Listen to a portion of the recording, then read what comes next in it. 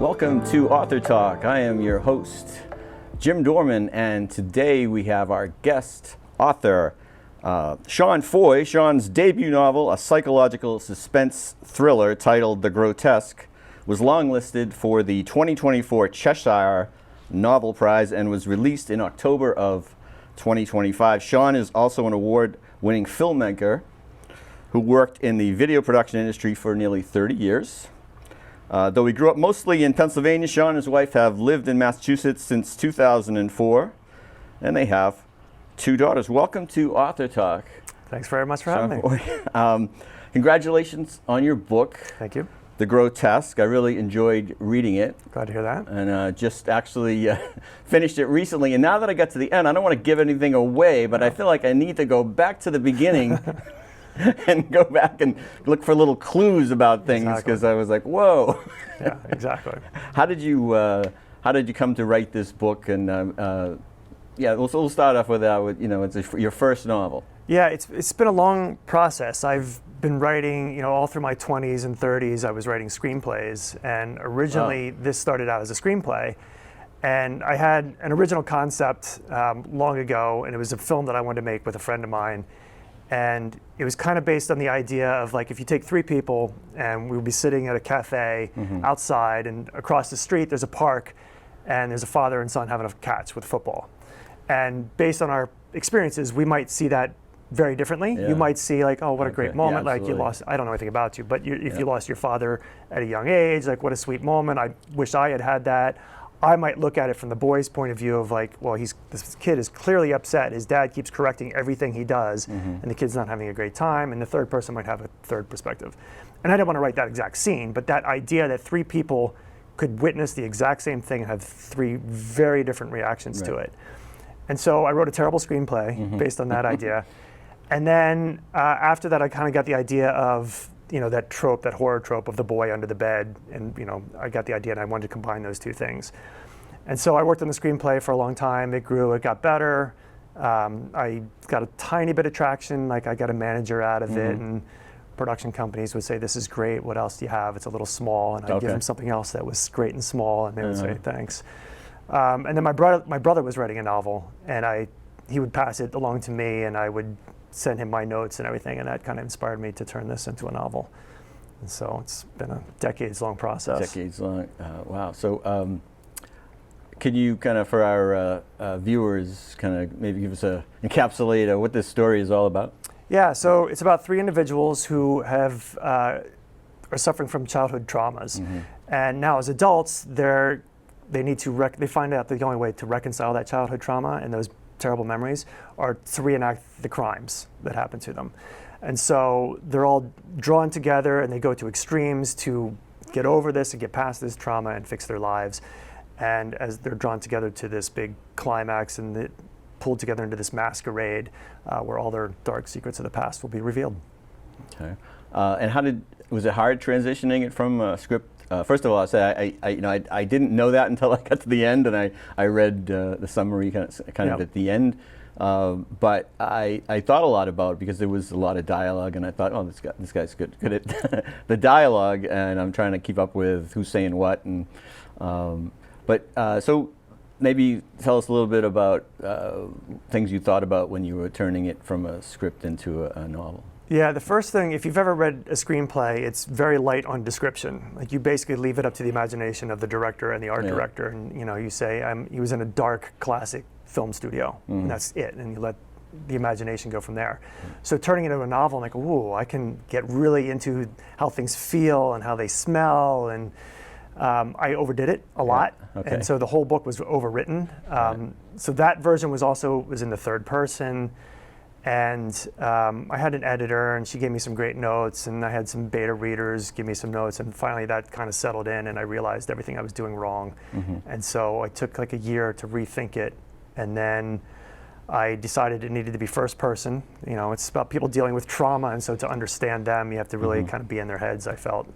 And so I rewrote the entire thing from scratch, and that took me year and a half maybe to rewrite that whole thing, and so then it became the version that it is today. the fact that it's all first person, I think that's kind of interesting. The way you kind of bounce from the different point of view of each character. Was that kind of hard to structure that? No, that came easier than I thought. Once I figured out their voices, figuring out their voices was tough. Okay. I wanted them each to stand out, and so that when you were reading one, if you didn't see the title of the chapter, you could figure out which character's point of view you were looking at. But there were a lot of things I had to change, like from the third person to the first person, like the flashbacks. Like I don't want to give everything away, but that whole perspective of how to do that in a first person, mostly narrative. Yeah. So that was difficult finding that. But then I really enjoyed getting in their heads and writing from their points of view. I thought there was a good combination of with the characters and their backgrounds and things that they were going through, from like kind of like this gritty environment. You were in the like city kind of thing, and I certainly could relate from back in the younger years of going out. You use like a club and a bar, and but also one of your main characters, Katrina, is a dancer, and so we've got some things like that. I don't know if any thoughts on that. It's trying to like make the feel of the story for kind of palatable to people, or just interesting, I guess. Yeah, I mean it's obviously a dark story, so I needed that kind of gritty feel, and like the club comes up a lot in it, and that's clubs are dark and full of people, and the one character is kind of agoraphobic, and so he's also lonely, so he wants to get out in the world. So I kind of wanted that feeling, and then Katrina being a dancer is, she had to have something that, like an ambition in life, something that she wanted to do and succeed at, that she was moderately successful. And it plays against, again, I don't want to give things away, but she's kind of showing herself to the world, but not who she really is. And so I thought like being a dancer would be kind of ironic, because that's, she's out there performing for people, and that's kind of what it is, a performance for her. But yeah, it was just dark themes. And so, I grew up in the suburbs, so it kind of starts with a house kind of in the suburbs, but then gets in the city, where I just feel like there's so many different people, and they have all their different stories, and you can react to them, and how do you feel walking past them, and so I just wanted to encompass all of that into my characters. I also like the diner situation that she works as a, and she's a very busy person. Yes. Right. Yeah. And it's kind of good. You can get into that, what her life is kind of like. Oh, and if it gets a little crazy, I'm like, wow, I don't know if your life was like that, if you could still dance. Right. But anyway, she was enjoyable to read about. What kind of did you have to do any research to do this book? There were some things with some of Jared's personality and his mental issues. I would come up with an idea, and I'd kind of type in, I'm like, well, is this realistic? And so I would do a little research on that, and then sometimes find a name for what was happening to him. And so that just kind of reinforced my ideas that yes, people do react in this way. Yeah. But I didn't go to too long a depths, deep depths. And what's your writing process like? You're probably a busy guy.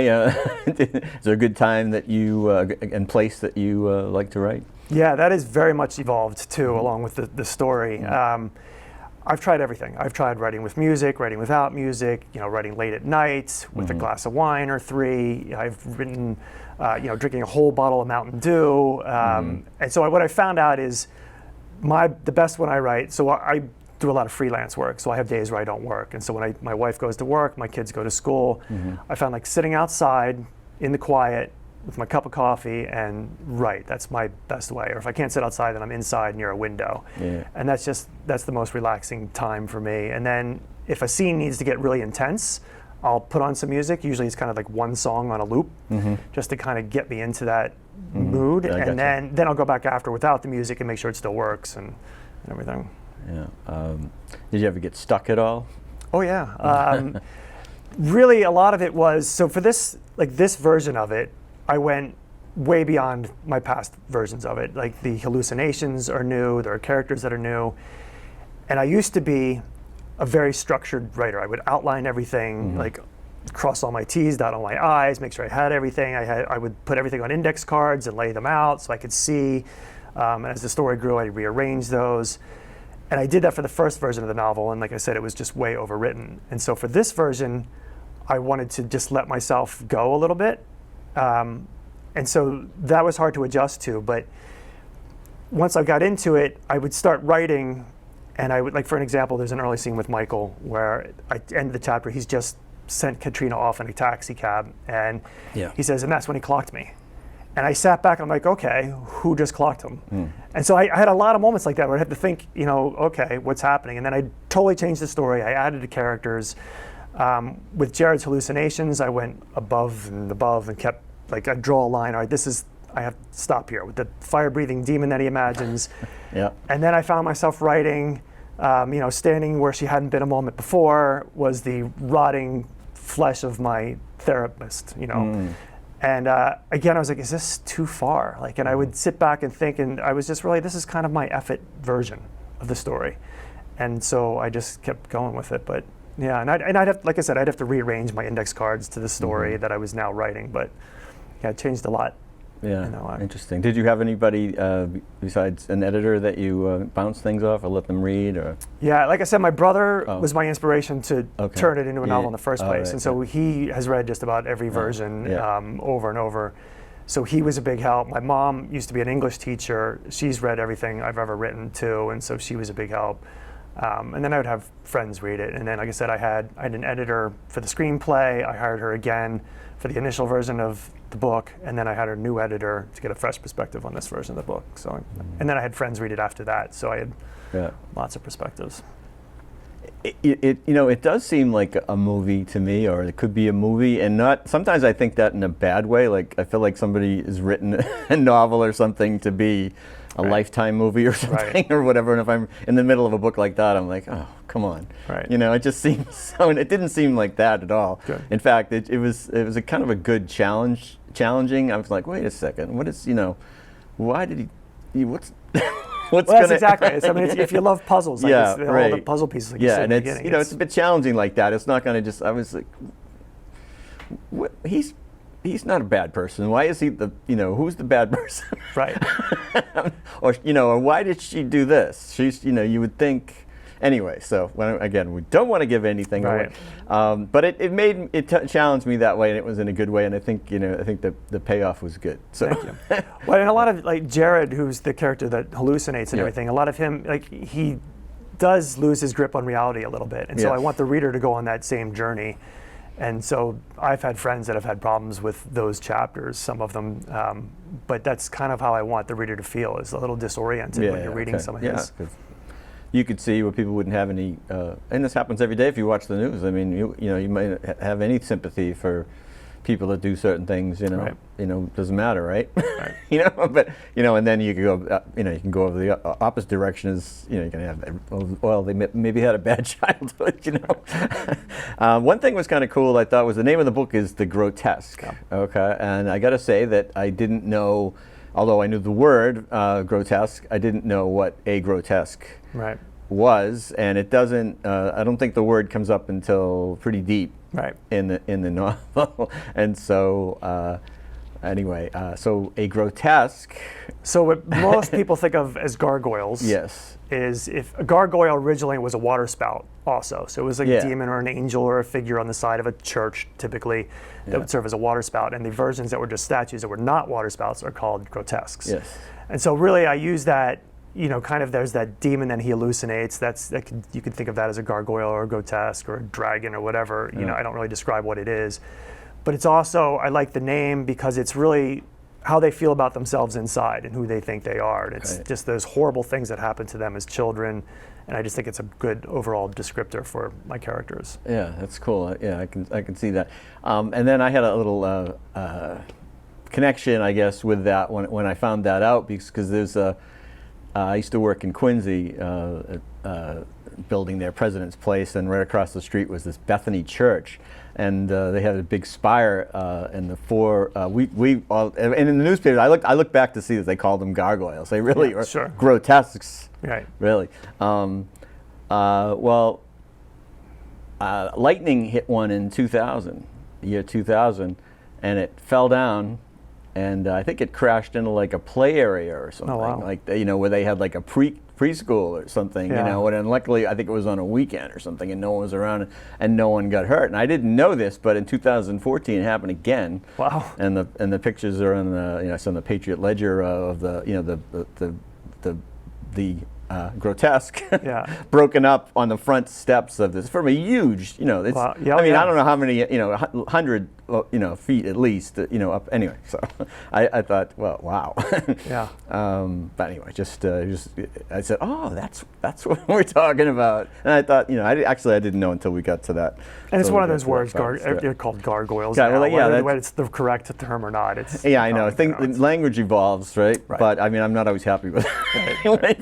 If, you know, especially if you think it's incorrect or whatever. Right. But you don't want to be correcting people all the time. That's right. But you know, maybe sometimes I do. What have you heard from people that have read it? Read the book so far? Mostly good things. I mean, a lot of the reviews online are great. There's not a lot of reviews, but the ones that are there are really good. Right. I've had some professional sites review it. Like you said, the Cheshire Novel Prize really enjoyed it. Have you done anything like any kind of like, you know, book talks or anything like that out there yet?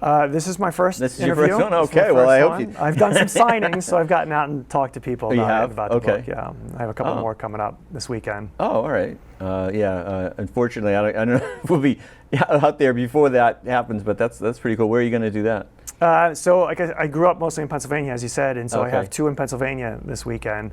But then also like Barnes and Noble in particular has been really generous and let me come in, and I did a book signing a few weeks ago in Wareham, and that went really well. And Okay. I have a bunch more coming up in Derby Street shops and other places. Yeah, well, that's great. I think we've had a few authors on that have had, you know, been at Barnes and Noble and Yeah. stuff. In fact, some of the people, you know, that's that they've met there or something, you know, and then which has been nice. So if you know anybody else, you know, so that's a good way. And then some of the libraries around have some great, you know, book talks. But, and what about future books? Yeah, so I'm working on the idea of my next one. I think I have it down. It's going to be a straight up psychological horror, kind of in the vein of the movie What Lies Beneath, Harrison Ford, Michelle Pfeiffer. Kind of that idea of, is this something that's really happening, or did the character get traumatized and they're imagining it happening? At least that's that way for most of the movie. And this one deals with a family whose daughter has a terminal illness, and she's in and out of the hospital all through her childhood, and then she's in the hospital for that final time, and she's scared about dying and being alone, and her mother promises her that she's going to go with her, but things don't work out, and she finds herself haunted by the image of her daughter. Yeah, that sounds like another interesting. You like getting into the psychological, obviously. I do, and I feel like I was Yeah. dropping copies of the book off the other day at a bookstore, and she asked me, "All right, well, does this go into the thriller section or the horror section?" Yeah. And it's a tough question. I feel like there needs to be a psychological fiction section in between those two. Right. Because it's not, you know, you think thriller, you're thinking high action and espionage, and, you know, it's certainly not that. And then horror, you're thinking, well, haunted houses and really scary. And this kind of treads the line in between the two. And I figured, you know, like if you like Paul Tremblay books, or Catriona Ward has Last House on Needless Street, like those are really psychological to get in the characters' heads, and I think this fits nicely with those. And most of the time, those are in the bookstore in a horror section, I think. So that's probably where this is going to be. Did you read a lot of books like that, like growing up and stuff, or you know? Growing up, I read mostly fantasy. I read like Lord of the Rings and those kind of books. In fact, when I was in junior high, I tried to write my next Lord of the Rings, and I had this whole trilogy mapped out and maps drawn and characters, and I think I made it like a page or a chapter and a half into it, and that was it. Yeah. You know, it's funny.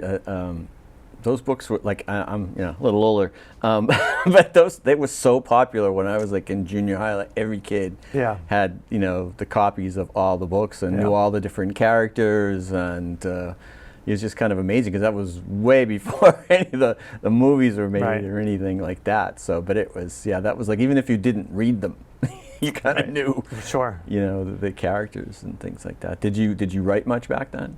Well, like I said, I did. Like I said, I tried to write that trilogy that was too much. But I enjoyed writing stories in English classes. I had some great English teachers that encouraged me, and so I would mostly write little stories then. Yeah, that's good. That's it's it's stories. You didn't write like not like you didn't write poetry or. No, when I got older, I would write, and I would say I'm writing lyrics, but I can't sing, okay. and so so yeah, I kind of got into poetry a little bit and just that kind of thing. What did you take in college? So my whole college career is like a whole nother story. But so I grew up mostly wanting to be an actor. That was my primary dream. Oh, okay. And then secondary was writing and filmmaking, and but I also loved computers. And I had a friend that loved computers also, and this is back in the 80s. We taught ourselves how to program, and I made my own adventure game on the computer. So I ended up going to college for computer science, and then I didn't enjoy that enough to keep that as a major, so I dropped it to a minor, and I studied finance, which I really did not like. And then after I graduated with a Bachelor of Science and all that, I went to film school for a semester and studied that. And so it's been a winding route. Yeah, I can relate a bit. Yeah, because back then, kind of almost the 80s. Maybe I'm not that much older, but people were like negative on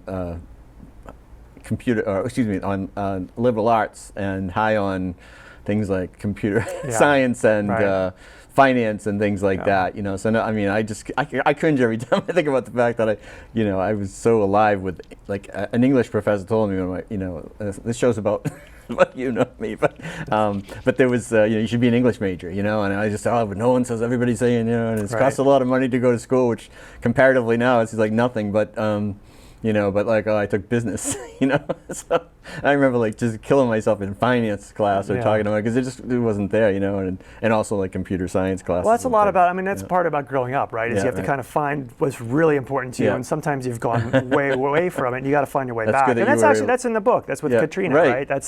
She's kind of losing her path, and she needs to figure out what's holding her back. True. And break through. That's what I kind of liked about the book, was the different characters and thinking about what they were doing, what they were going through as far as their lives. But I guess Michael kind of blew me away a little bit as far as his whole story. Is there anything you can tell us about Michael without giving away the story? Yeah, I think so. He starts out as a very two-dimensional character. Yep. And in earlier versions, that's kind of all he ever was. And then his character grew a lot, and he has a trauma also that kind of comes about. He kind of sneaks it in there as he's talking in his chapters. Right. And so you kind of figure him out a little bit, and kind of his tragedy and what's wrong with his life. And every character that's in it has a different way of dealing with their trauma. Like, you really got to protect yourself from that aspect. And so he's got his own way of protecting himself from his past. Right. I just found him interesting because I was trying to figure out whether I liked him or not. Yeah. Basically. There's a lot of things not to like about him, but But there's a lot of things I identified with as far as he grows on you. His not reasons. the drug selling. Like I said, there's a lot of reasons to not like him, but things like that. But then once you start to see that third dimension of him and why he is the way he is, you can feel for him a little bit, hopefully. Right.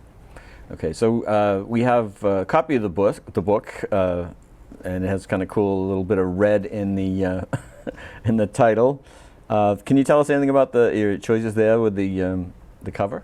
Yeah, so the cover is a real picture. I guess I didn't have the rights to the actual doll, so I won't say the manufacturer, but it's a well-known kids doll. So, but I didn't want it to look like that. So I took her. I got a dancer version of it, and I had this idea of.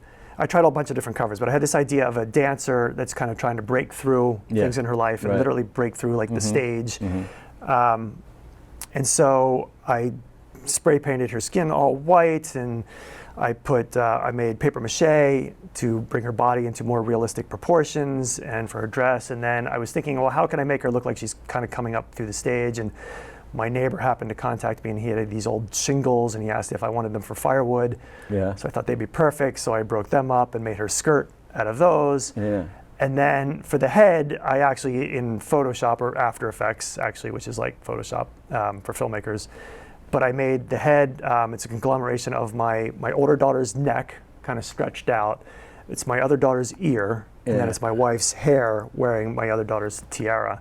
Oh. And so the side of the cheek is actually from the doll that I scarred up, and then the ruffles and everything are like old doilies that my wife had from like a cousin who had passed away years and years ago. Oh wow! I'm so glad I asked because I had no idea that you designed it. Yeah, I built it and So took pictures and very creative. It has a cool look. So I know the answer is probably obvious, but if people want to know more and want to get your book or maybe meet you, anything anything you can tell us about that? Yeah, I mean, I'm on Amazon. Right. I'm on Barnes & Noble. Barnes and Noble, yeah. Bookshop.org, which is a company that they sell books online, but then they donate some of the proceeds to actual physical bookstores. Yeah. And then I'm doing signings in the area. My website is ybseanfoy.com. Okay. And I'm on social media at ybseanfoy. Awesome. Well, again, congratulations on the book. Thank you. Thoroughly enjoyed it. I think there's a lot of things out there for a lot of people that they would enjoy, and you got to read it all the way to the end. You could get blown away. So, once again, congratulations on your first novel. Thank you. And we really enjoyed having you on Author Talk. And thank you to everyone for tuning in. Thank you also to Kevin Tocci and his crew behind the scenes here at Abington Cam. We'll see you next time on Author Talk.